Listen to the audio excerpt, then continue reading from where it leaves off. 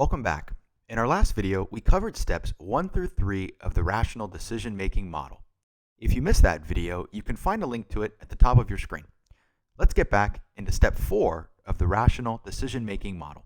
Since we developed a thorough list of criteria and determined the importance of that criteria, we can now generate a list of alternatives. Our goal here is to generate as many alternatives as possible. The more possible options that we generate, the greater the likelihood that we'll come up with an effective solution to our problem. Looking at our particular problem, we can generate a few alternatives, including moving into a bigger house, placing possessions in storage, building another room, or even placing a few kids up for adoption. Remember, I didn't say the ideas had to be good. We'll worry about that in the next stage. The next step in the process is to evaluate each of the alternatives that we've identified. This is where we get the opportunity to use the criteria that we established.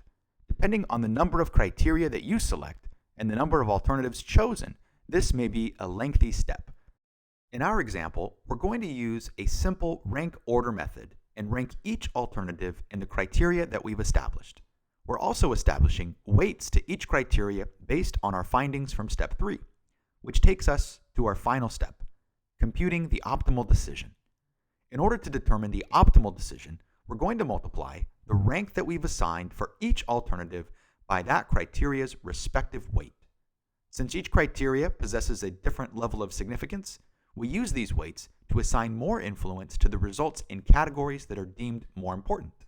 And since we already weighed our criteria in step 3, we know exactly which criteria to give more importance to as we compute our optimal decision. As you can see, buying a larger home appears to be the best solution based on our evaluation. As we end, I want to leave you with a word of caution. Models, by their very nature, are organized, clear, and logical. Everything that the real world is not. So trying to apply a model to an environment that isn't perfect is a difficult task. It is true that statistically, those who use such a model will make more rational decisions, whether in their personal lives or in business. But time, money, and other constraints can affect a manager's ability to use such a model as it was intended. So maybe you can't test every alternative and consider every possible option. But if our goal as managers is to make more rational decisions, this is certainly a start. So what do you think of the rational decision-making model?